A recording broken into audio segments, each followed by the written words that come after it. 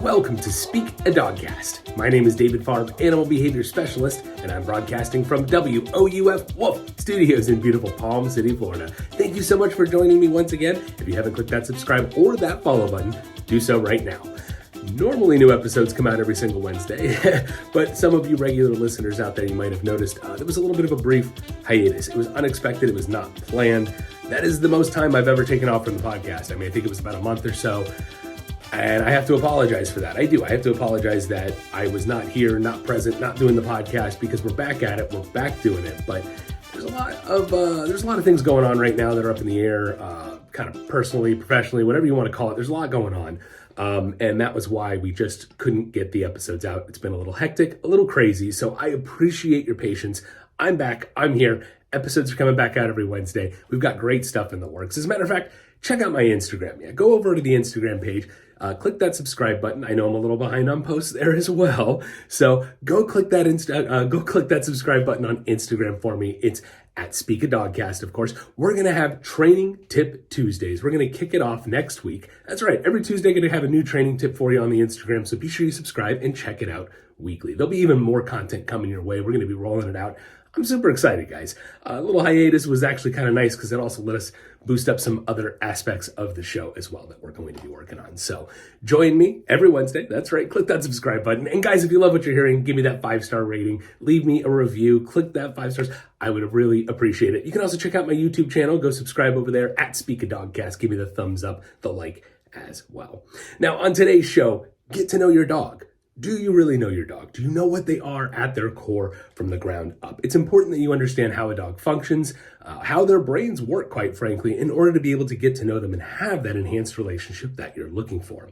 Then comes a segment for the vet techs. Yes, this goes out to all the veterinary technicians out there. A segment just for you, but have a listen. Have a listen. We'll go from there. Then comes the History of Animal Mascots 101, followed by the listener Q&A. And if you guys have any training questions for the listener, question and answer, please email me questions@speakadogcast.com, or you can message me on social media as well. Any dog training questions, animal related questions, anything in general, keep sending them my way. Now, before we get going with today's show, I've got to give you that trivia question. And today's question is going to be, what semi-aquatic animal has the largest teeth of any living land mammal? Yes, what semi-aquatic animal has the largest teeth of any living land mammal? I will give you the answer to that question somewhere in today's show. So be sure you stick around, sit, stay, and enjoy the podcast.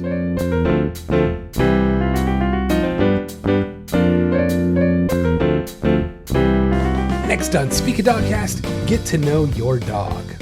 You can probably already hear it out there. David, I know my dog. I know my dog better than you do. And in some ways, you are 100% correct. And in other ways, maybe not so much. Look, if you really think about it, what is a dog trainer or animal behavior specialist or dog behaviorist or whatever the title might be, anybody who works with dogs and people, what is our job? Our job really is to bridge a communication gap, because that is what is happening when we have behavioral issues with dogs. Right? Like, that's kind of how you have to think about it. If we have a behavioral issue going on, the reason most likely is because of a communication breakdown. There is a gap in our communication that is not allowing us to connect the dots we're looking for and get the end result. And so in some way, whether we like to recognize it or not, in some way, maybe we don't know our dogs. It's food for thought. If we have an expert coming in telling us something we don't know, or maybe something we're doing wrong because we don't, right? We lack knowledge to do it correctly.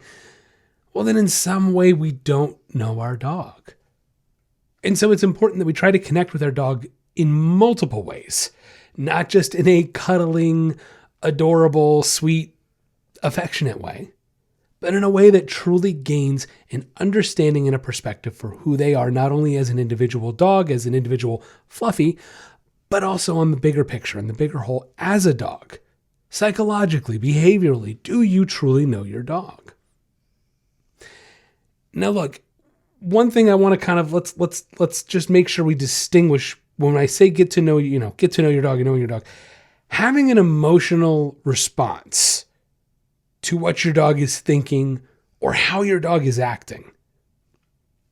That's not really knowing your dog. That's humanizing your dog. That's anthropomorphizing your dog and putting your own emotions sort of on. It's like transference. It's kind of what we call transference. In a way, we put our own emotions onto it on how we might interpret what that behavior is. But in reality, that's not the behavior that's actually going on. So we kind of need to distinguish and understand, guys, when people are all funny and cutesy, and sure, I'm guilty of it sometimes too, and you go, oh, Fluffy's thinking this or doing that, or we have to know and understand Fluffy isn't really thinking or doing these things we think they are. As much as we might want them to be, they're not. Because the reality is, look, if a dog was acting the way we emote, put our emotions on, if a dog started acting the way that we portray them, they wouldn't be a dog anymore. like think about it. If they're not acting like a dog and they're acting like human, they're giving off human traits and human tendencies, well, then they're not acting like much of a dog anymore now, are they? So something to consider when we get to know our dog, when you get to know your dog. So to me, look, I have gained success in training and working with dogs because I do things in a certain order. And we're going to talk about this order today because this is very important. You have to get to know your dog in the right order. What does that mean? Let's get into it. So look, we have to understand what a dog is first. And a dog is an animal. That's where it starts. They're an animal creature on this planet. They're an animal. That's like the most basic way of putting it. And we start getting down to mammals and then to canines. And then, we can start classifying and getting closer and closer to finally the very last point, and that's the individual. Because as many golden retrievers as I have trained over the years, as many Labradors as probably two of the most common breeds I've seen over and over again, as many of those dogs, many doodles as I've trained over the years, there always is still this individuality. Each dog is their own dog to some degree. They still have their own individual personality. Look, I had a golden retriever named Colby Jack. There will never be another Colby Jack like him ever again. He was Colby Jack. His individual experiences, his genetics, everything that goes into creating, and just like you and I, creating an individual personality. We can never take that away from a dog. However, like I said, that's the last on the chain. Whether we want to, again, this is one of those things, if we want to recognize it or not, on the chain of what makes up a dog, and for that matter, even a human being, the individual is the last part of the chain. We started way over here, and when we talk about domestication processes and such, and we talk about creating dogs from wolves, we're talking about something that's down the chain so far from the individual that's created it, that there is a separation, and it's okay. It's okay to recognize this separation and understand it, because the more you understand everything going on between eons ago. How long is an eon? Maybe not eons. That's right, like a million years, I think. I don't know. It's been too long. If we look at all that space that's in between, you see what I'm saying? You kind of see the visual of it. Here's the individual. Here's where we started to. All of this in between stuff kind of gets forgotten. We go, oh, they're little wolves, and Fluffy's a little wolf, right? Fluffy's a little wolf. We talk about like here and here, the extreme. There's no in between. Where is the in between? So what is this in between I speak of? Look, a lot of it is the way they are individually, the way they are grouped and hardwired as a canine, as a dog. That's where a lot of this starts. So when I go in and I start working with a dog, I'm looking, it's kind of second nature now, but I'm looking at this line, if you will, along, it's a canine, then a dog, right? Then the breed, then Fluffy, then the individual. And the thing is, the reason trainers and behavior specialists, the reason we all have any success is because we understand that order, and we look at our dogs and our client dogs as dogs. Not as Fluffy, who just can't be trained to do this one thing, and no matter what we do, they just can't do it. How many times have I walked into a house and someone goes, oh, it just can't be done. It just can't be done. And within 5-10 minutes, we're doing it. We're on the road to doing it. Lack of understanding and a lack of knowledge. They skipped all of the dog animal stuff and went right to Fluffy. Fluffy's not capable of it. Well, guys, I got news for you. Dogs are capable of it. So you're telling me Fluffy's not, but dogs on the whole are. So everything that comes before Fluffy is capable of doing this. That's all inside of Fluffy. You see what I'm saying here? So without that understanding of how a dog functions, how a dog learns, for that matter, wolves to some degree, how do wolves function in a social structure? Because that has trickled down into what we see before us as our dogs. Hello, no difference. Hi, I'm kind of a domesticated ape here. How you doing? You are too. Welcome to the club. And we look at chimpanzees, we look at even orangutans, we look at gorillas, and we look at the social structures they create, and they very closely mimic, not identical. It's not a direct reflection, clearly, because otherwise, why? Apes wouldn't be apes; they'd be humans, right? But there is this reflection we can see. It's pretty obvious. There are similarities. And that is our root, and that's where we come from. And we look at chimps, guys, as a matter of fact, little side. What is the only animal on this planet besides human beings that wages war for no reason, unprovoked, no provocation? It's chimpanzees. What does science say? We're pretty damn close to chimps, aren't we? Human beings, what do? We wage war for no freaking reason. If you look at what your dog is, a dog first, it'll help you get to know them a lot better, and it'll help you gain better success with their training and with your relationship with your dog. So I can't stress it enough that you have to go back. You got to do reading. You've got to do listening. You've got to do research to gain this. This isn't an understanding that's going to be handed to you. I should have kind of started with that. Hey, disclaimer alert, you have to actually learn. Sorry. No, but seriously, this is the thing. You got to do your research, guys. You've got to listen to more podcast segments, not just myself, hopefully some other reputable trainers out there, not the nut job ones. There's a few of them. Don't get me started. Okay, so do your research. Read up on the basics of psychology and how it works for every single animal on this planet. Because why? Like I said, that's where I start. I want to start with the psychology over here of every animal on this planet and work my way into a dog down to Fluffy. You guys see what I'm saying? I keep coming back to it because to me, training, behavior, psychology, it's cumulative. You cannot have an understanding of 3 months in psychology class without that day one. It's just like algebra class. You absolutely cannot pass an algebra class without having all of that cumulative knowledge added up over time, gaining that broader understanding. That's exactly what this mimics. It's the same thing. You have to have that understanding of how every animal learns on this planet because we all learn the same way. We've talked about it over and over. Go check out some more segments, all right? Go back, peruse. There are so many segments to choose from. I highly recommend my psychology segments, revisiting Psychology 101, the basics of animal psychology, dog psychology, all kinds of great segments on this. So be sure you go back, check it out. Lots of great information there, okay? Of course, do further reading as well. Don't just take my word for it, as I always say. Take my knowledge, take everything I've learned over the years, compare it to everybody else, see kind of what result you get. I invite you to. All right, so again, general understanding of how an animal learns, general psychology, working it down to a dog. Guys, let's talk about it. Let's talk about it a little in depth. What are dogs? Dogs are domesticated wolves, right? They are pack migratory animals, just like a wolf. It is in their nature. And again, this is a domesticated version. Let's talk about the wolf version. Wolf version is they were designed to wake up, go for a walk as a pack. It's all about that pack mentality because pack mentality is what creates survival for them. This all goes back to instinct, very basic instinct. It creates survival. And so that pack walk, snoring behind me again, that pack walk, Riker loves to snore during my episodes. It's funny, he's not a big snorer, like in general, but for some reason when I bring him in during podcast episodes, he goes nuts. I find it kind of hilarious. Anyway, it's the way he lays on the bed in here. It's very silly. Anyway, losing my train of thought. Wolves, pack migratory animals, they get up, okay, so it's a bonding experience. This is how they survive. It's a survival mechanism. It finds them food, it finds them shelter, water, safety, hunting, protection, all of that stuff that pack mentality provides. And just like every other individual animal on this planet, including ourselves, there are going to be these instinctual precursors, if you will, to what we now are, to what our domestication process has led to, that are always going to be in there.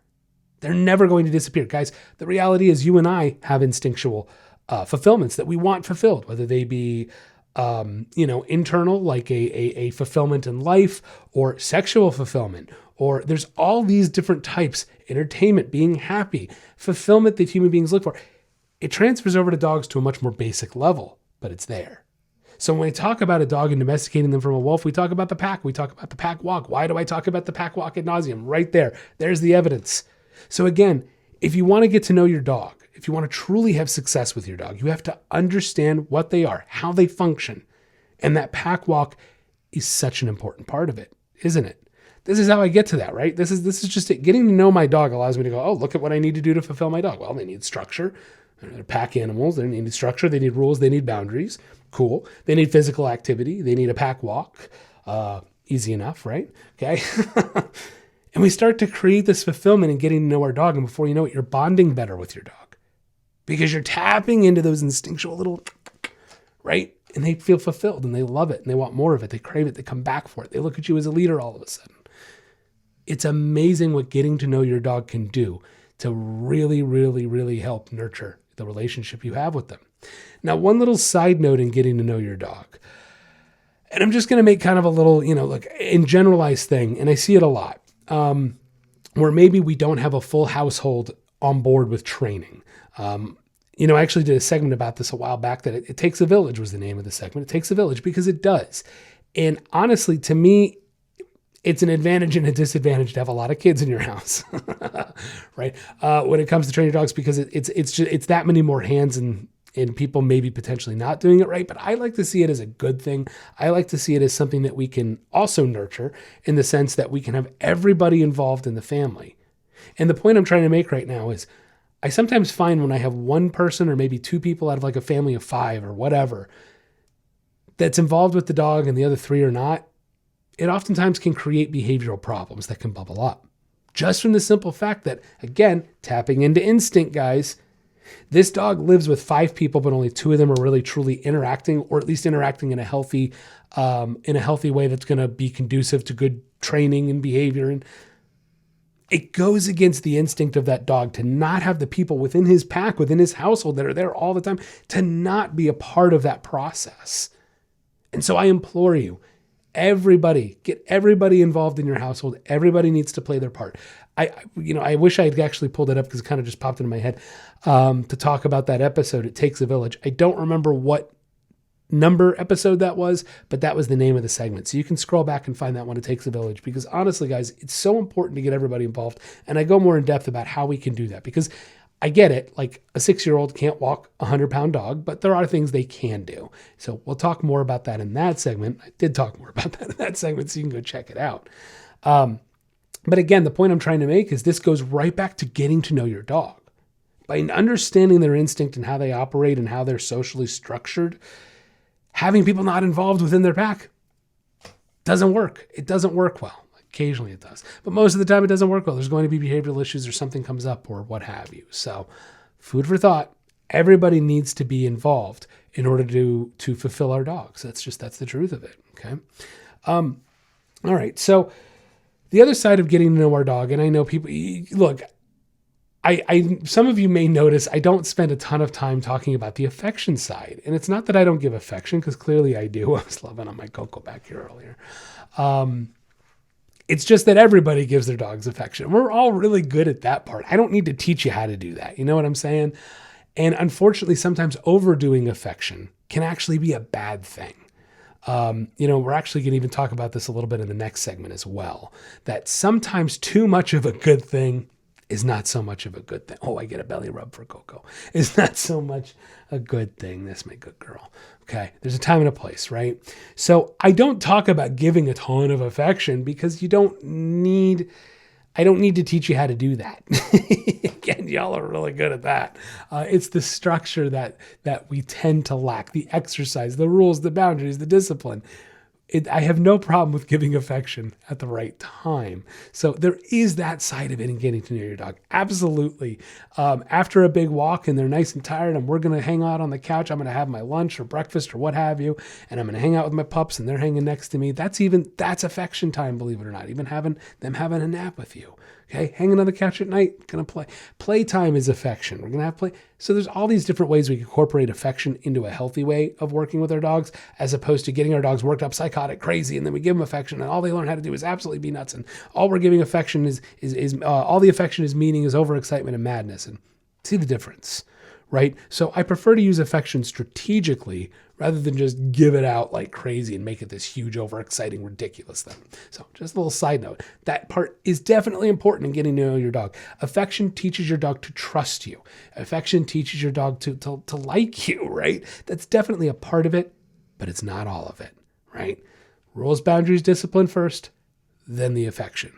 Get to know your dog, understand how they're hardwired, and you can have a better relationship with your pup today.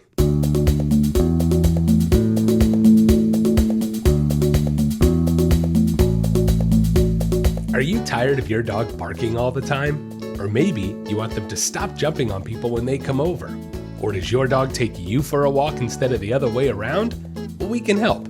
At the Nature of Training and Speak a Dogcast, we are committed to improving the relationships and lives people have with their pets. No matter what behavioral issue you are experiencing, from an unruly puppy to more severe issues, we can help. Our virtual training programs are catered to you and your pet and create a training plan that gets results. For more information, you can check out our website at www.thenatureoftraining.com or find us on Facebook or Instagram at Speak a Dogcast. With the ability to connect, teach, and train with pet owners around the world, together we can make a better home for our furry friends. The Nature of Training and Speak a Dogcast, helping you achieve success with your pet.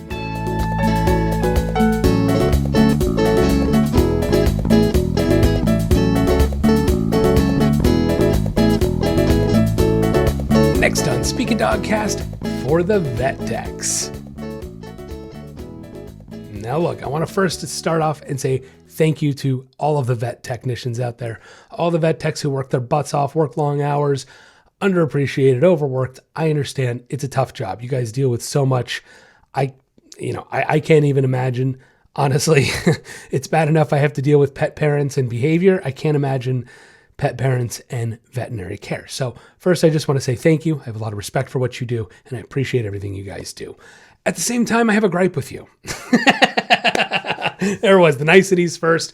Layer it. I have a gripe with you. And I mean this in a very nice, loving way. This is coming from a place of love of animals. It truly is. But I have a gripe with you. It's the same gripe I have with doctors in the human world, to be quite honest. And the veterinarians too, but to be honest, it's more the vet techs. Okay, I'm going to try to be nice, and I'm sorry if I offend you. At the same time, I'm really not, because this is just the truth from my behavioral perspective. Why on earth, why do vet techs make dogs more anxious? There, I said it. Oh, I said it. I'm very sorry. I'm not. Okay? Look, over the years, I have seen a lot of different veterinarian offices. I've seen a lot of different vet techs, and I just don't get why vets and vet techs, but mostly vet techs, just make the dogs nervous. It's an attempt to calm them down, but my God, time after time, if you see it doesn't really calm the dog down, why do we keep doing it? Look, years ago, I have a story. Years ago, I was at a vet's office, and I had Colby Jack, my golden retriever. And look, Colby spent a lot of time in the veterinarian's office as a puppy. He had a lot of issues. He had shoulder issues. He had a genetic, blanking on the word, doesn't matter. Genetic predisposed issue with his shoulder. We had to wait to have surgery. We were in and out of the vet a bit to make sure it's okay, and this and that. And it was a lot. And the poor guy didn't really love the vet. Not that most dogs don't. And I was new in my training. I really didn't know how to acclimate him as a puppy to make him like it better. And some dogs, just they don't have the best experiences at the vet. You don't always know, And anyway. So there's one vet tech, and this is at a vet I finally actually found that I really liked to love the veterinarian. She was phenomenal, fantastic. The vet techs, on the other hand, left something to be desired, and the veterinarian even agreed with me, quite frankly. It wasn't her practice. She just worked there.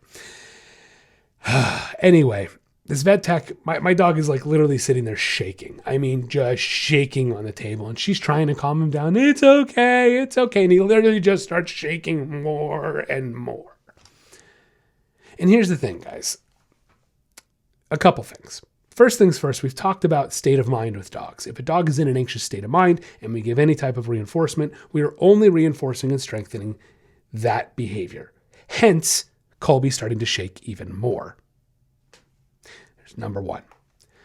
Number two, when I calm my dogs down at home, right? And I mean, I would think when you calm your dogs down at home, you don't go, it's okay, it's okay. Does that sound calm to you? Does that sound like you're reflecting back relaxed energy? Or does it sound like you're frantic and fearful and this is, I don't know what to think. This is not a tone you normally use. That's what's probably going through the dog's brain a little bit to some degree. Like, why is this strange? Why is this different? Why are you freaking out? Why are you being panicky? This isn't normal. You're only going to get more scared.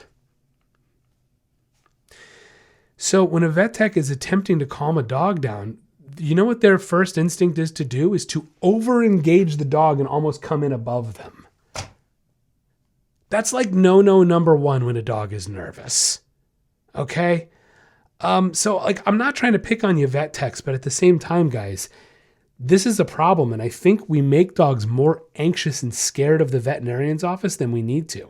Not I think, I know. I've seen veterinarians that do it correctly. I've seen vet techs that do it correctly.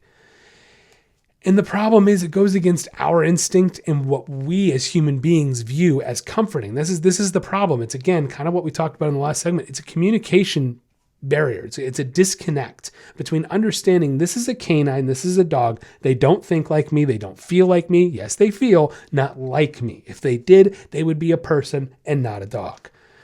I don't know why I have to repeat this over and over. It seems pretty logical to me. Okay, so that's the first thing.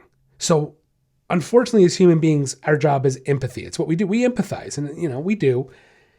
And it's not a bad thing to empathize. That's a good thing. Don't get me wrong. But we empathize with a creature, with a dog, with an animal that does not have self-awareness and can't understand that empathy. I know people out there will disagree with me on that, and that's fine. Feel free. But they don't have self-awareness. We've proven it time and time again. How can a creature that doesn't have self-awareness, how can they understand empathy, jealousy, envy? They can't, because that requires self-awareness. Okay. So, I love you vet techs for everything you do, but I want to make your lives better. I want to make your lives easier. I want to scream it from the rooftop of how you should approach a dog, because what does a vet tech do when they first walk in this, right? Like, think about it from your dog's perspective. It's a cold, echoey place that smells like piss and crap, that smells like fearful dogs, anal gland explosions. You hear barking, you hear whining. They can smell the fear. I mean, they can smell it in the air.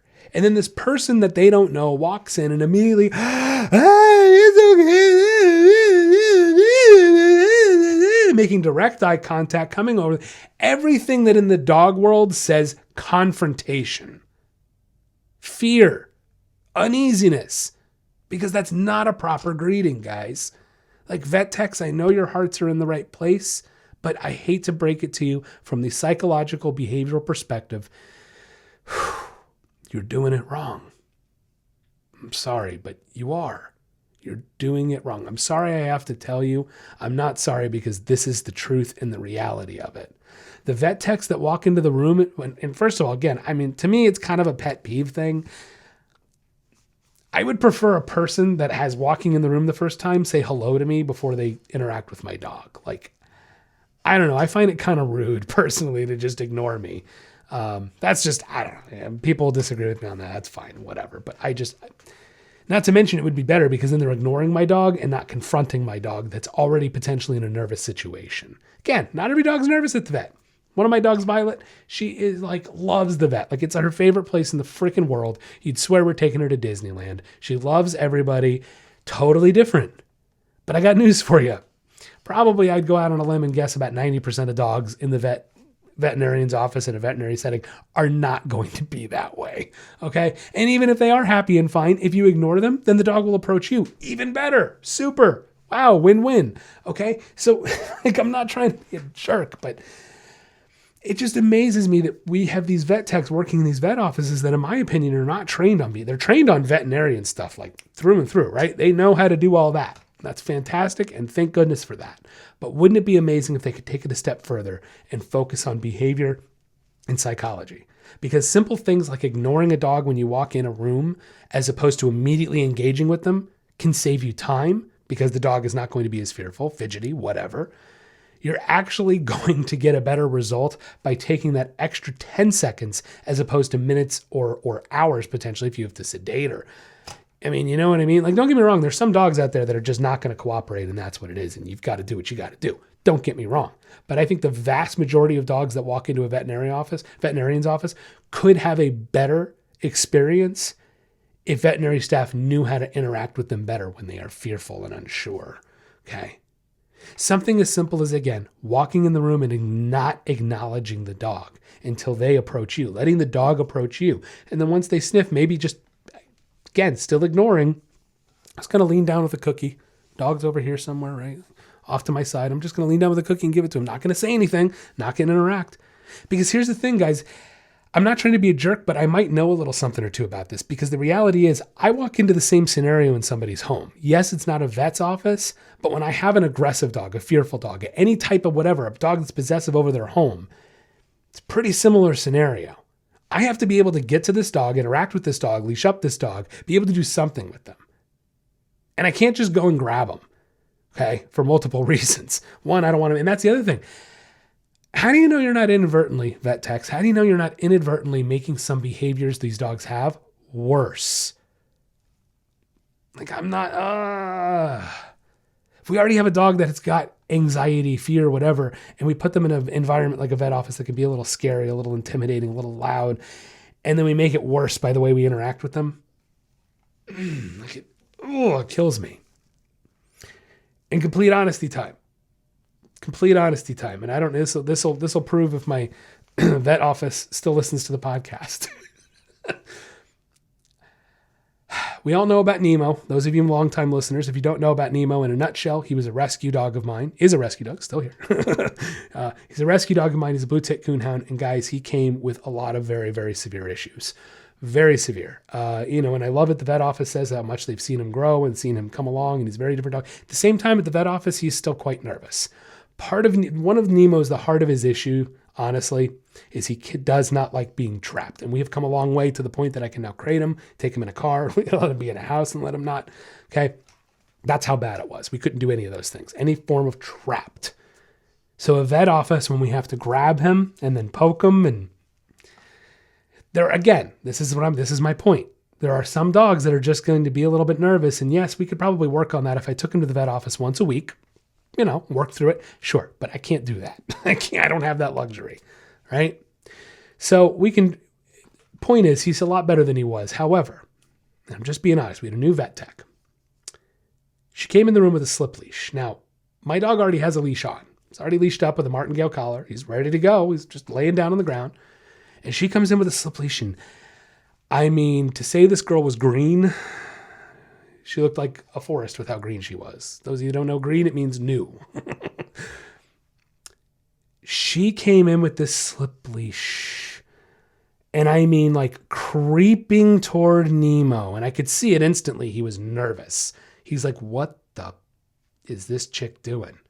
She's literally like creeping toward him going, hey, hi, it's okay. And you can tell it's just making him more and more nervous. She's over-engaging, making eye contact, coming in above his head, using a ridiculous tone. And he's like, what the F is going on, Dad?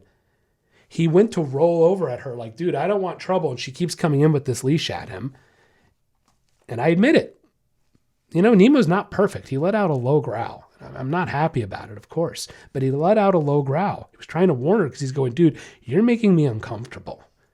And she kept moving in.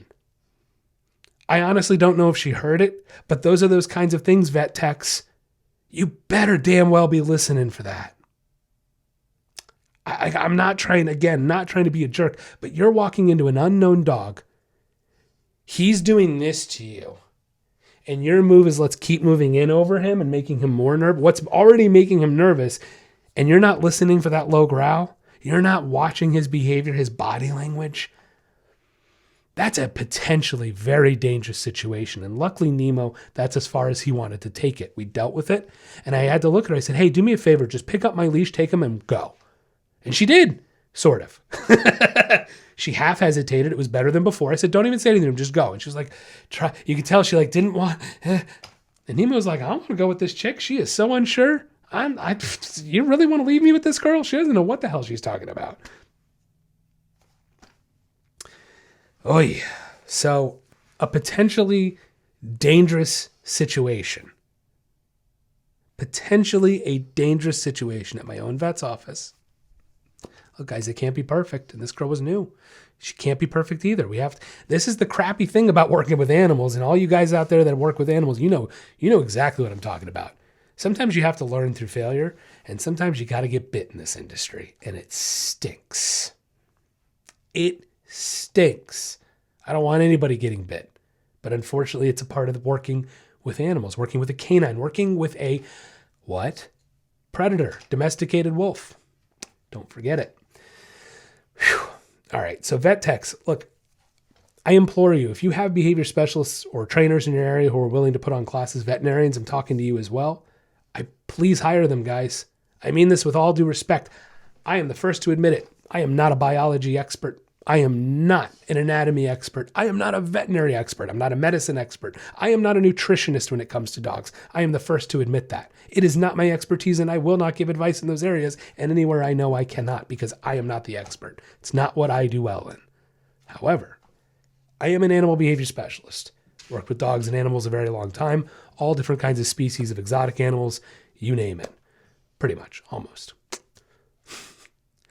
I like to think I at least have learned a thing or two, and I've gained enough knowledge to know what I know and to not know what I don't know. Vet techs, veterinarians, your specialty is the biology, is the veterinarian, is the medicine, is all those amazing life-saving things that help our animals. But what you don't know, you don't know. And I implore you to gain knowledge in it. Ask somebody in your area to help out, because we would love to. We'd love to be a part of the process. We'd love to make dogs less nervous. That's what I love. That's my job. It's what I want to do. I want to help dogs from a psychological standpoint and hand them to you when they need the medical help, right? So please, I implore you, do your own research, do your own reading, hire somebody in the area, learn a little more about how just changing something like your posture and your first interaction with a dog can truly be a safer and healthier interaction for everybody.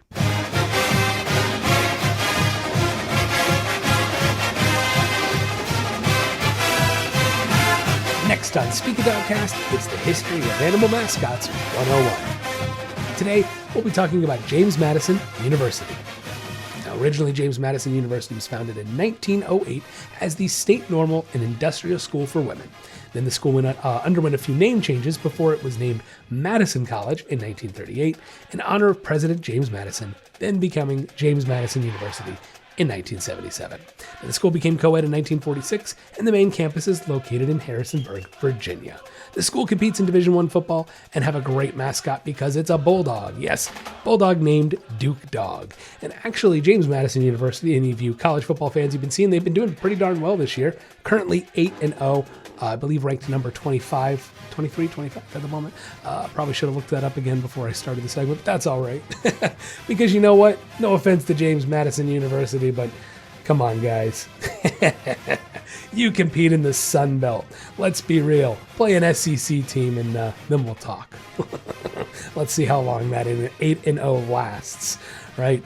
Okay, now the nickname actually came before the Bulldog. Yes, the Dukes. Now the school had already been using the nickname the Dukes, named after the university's president from 1919 to 1949, Samuel Page Duke. Yes, now the Dukes was officially adopted in 1947. The Bulldog, on the other hand, did not make it onto the scene until the 1972-1973 school year. The early version of the mascot was a little wild-eyed and maybe not so convincing, and so he didn't stick around very long. No, but the current version of Duke, Duke the Dog, he was created by Dr. Ray V. Sonner, the vice president for university relations. Now, he came up with the idea of using a bulldog as the mascot, and then the Duke cartoon dog. Now, soon after, There you go. He commissioned a professionally made costume to be worn by student volunteers. The 8-foot-tall mascot even comes complete with a crown and cape. I love it. Super Duke. He made his debut in 1982 when the Dukes played the Virginia Military Institute, winning the game 58-53. Now, in the 2004 football season, the Capital One College Mascot of the Year competition ended up creating some controversy involving Duke. Now, Duke had I remember this. Duke had ended up winning the popular vote where fans from around the country cast him to be the winner of the contest. But because there were judges involved and their votes were counted, He actually lost the competition to Monty, the grizzly bear mascot from the University of Montana, of course. Montana. Yeah. After fans were outraged that Duke did not win, Capital One changed the contest the following year, so the winner would be decided solely on the decision of the fans. The answer to today's trivia question, what semi-aquatic animal has the largest teeth of any living land mammal? It's the hippopotamus. Yes, the hippos with their canines that can grow up to almost 2 feet in length.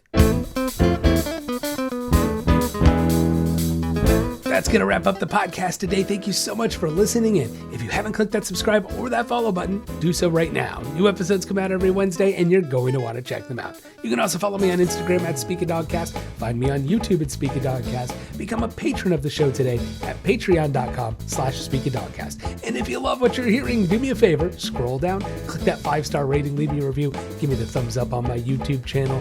I want to thank my patrons, my pup supporter, Regula Wright, and my dog friend, Maureen Crossan. Have a wonderful week, and don't forget to get out there and walk your dog.